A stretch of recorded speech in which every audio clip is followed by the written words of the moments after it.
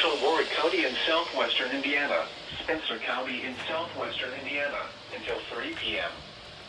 At 2:33 p.m., severe thunderstorms were located along a line extending from 6 miles northeast of Santa Claus near Eureka, moving east, southeast up to 30 miles per hour.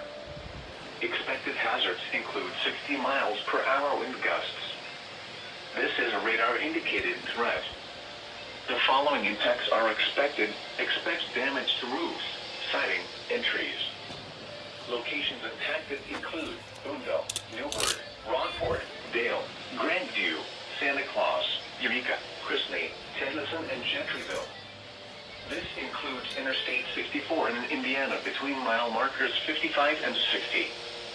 Repeating, a severe thunderstorm warning has been issued until 3 p.m. for the following counties in Indiana, Spencer, and Warwick.